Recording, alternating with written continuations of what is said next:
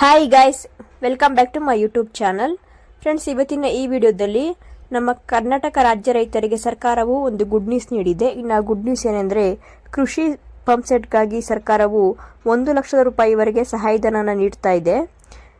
ನೀರಿನ ಕೊರತೆಯನ್ನು ಎದುರಿಸುತ್ತಿರುವ ಹಾಗೂ ರೈತರ ಜೀವನವನ್ನು ಸುಧಾರಿಸುವ ದೃಷ್ಟಿಯಲ್ಲಿ ಸರ್ಕಾರವು ಈ ಯೋಜನೆಯನ್ನು ಅನುಷ್ಠಾನಗೊಳಿಸ್ತಾ ಇದ್ದು, ಯಾವೆಲ್ಲ ರೈತರು ಈ ಯೋಜನೆಗೆ ಅರ್ಜಿ ಸಲ್ಲಿಸಬಹುದು, ಬೇಕಾದ ದಾಖಲೆಗಳೇನು ಹಾಗೂ ಅರ್ಜಿ ಪ್ರಕ್ರಿಯೆ ಹೇಗಿರುತ್ತದೆ ಇತ್ಯಾದಿ ಮಾಹಿತಿಯನ್ನು ಈ ವಿಡಿಯೋದಲ್ಲಿ ನಾನು ನಿಮಗೆ ತಿಳಿಸ್ಕೊಡ್ತೀನಿ.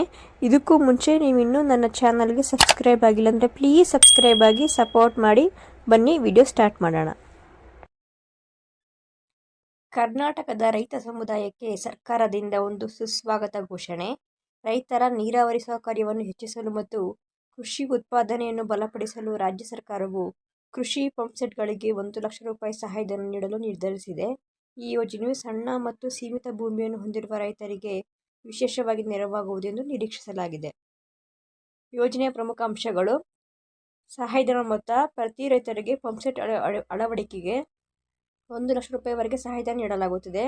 ಗುರಿ ಪ್ರದೇಶ: ರಾಜ್ಯದ ಎಲ್ಲ ಜಿಲ್ಲೆಗಳಲ್ಲಿ ಈ ಯೋಜನೆ ಲಭ್ಯವಿರುತ್ತದೆ. ವಿಶೇಷವಾಗಿ ಬರಪೀಡಿತ ಮತ್ತು ನೀರಿನ ಕೊರತೆ ಪ್ರದೇಶಗಳಿಗೆ ಪ್ರಾಮುಖ್ಯತೆ ನೀಡಲಾಗಿರುತ್ತದೆ.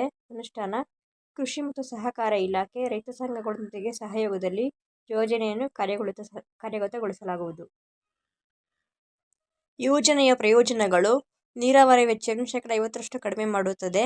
ಸೋಲಾರ್ ಅಥವಾ ವಿದ್ಯುತ್ ಪಂಪ್ಸೆಟ್ಗಳನ್ನು ಸ್ಥಾಪಿಸಲು ರೈತರಿಗೆ ಆರ್ಥಿಕ ಸಹಾಯ. ಬರ ಮತ್ತು ನೀರಿನ ಸಂಕಷ್ಟದಿಂದ ಹೆಚ್ಚು ಪೀಡಿತರಾದ ರೈತರ ಜೀವನ ಮಟ್ಟದಲ್ಲಿ ಸುಧಾರಣೆ. ಯಾರಿಗೆ ಅರ್ಹತೆ: ಯಾವೆಲ್ಲ ರೈತರು ಈ ಯೋಜನೆಗೆ ಅರ್ಜಿ ಸಲ್ಲಿಸಬಹುದು ಅಂತ ನೋಡೋದಾದರೆ, ಮೊದಲನೇದಾಗಿ ಕರ್ನಾಟಕದ ಸ್ಥಳೀಯ ರೈತರು, ಅಂದರೆ ಭೂಮಿ ಮಾಲೀಕರು ಅಥವಾ ಭೂಮಿಯನ್ನು ಬಾಡಿಗೆ ತೆಗೆದುಕೊಂಡವರು, 2 ರಿಂದ 5 ಎಕರೆ ಭೂಮಿಯನ್ನು ಹೊಂದಿರುವವರು, ಸಣ್ಣ ಮತ್ತು ಮಧ್ಯಮ ರೈತರಿಗೆ ಪ್ರಾಮುಖ್ಯತೆ ನೀಡಲಾಗುತ್ತದೆ. ಈ ಯೋಜನೆಯಡಿ SC, ST ಅಥವಾ OBC ಮತ್ತು ಮಹಿಳಾ ರೈತರಿಗೆ ಆದ್ಯತೆ.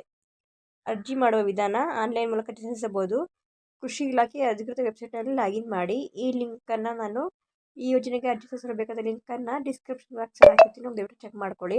ಇನ್ನು ಇದಕ್ಕೆ ಬೇಕಾದ ದಾಖಲೆಗಳು ನೋಡೋದಾದರೆ, ಆಧಾರ್ ಕಾರ್ಡ್, ಭೂಮಿ ದಾಖಲೆ, ಬ್ಯಾಂಕ್ ಪಾಸ್ಬುಕ್ ಜೆರಾಕ್ಸ್ ಮತ್ತು ರೈತರ ಪರಿಚಯ ಪತ್ರ. ಪ್ರಕ್ರಿಯೆ: ಅರ್ಜಿ ಸಲ್ಲಿಸಿದ ನಂತರ ಅಧಿಕಾರಿಗಳು ಸ್ಥಳದಲ್ಲಿ ಪರಿಶೀಲನೆ ನಡೆಸಿ ಸಹಾಯಧನ ಒದಗಿಸುತ್ತಾರೆ.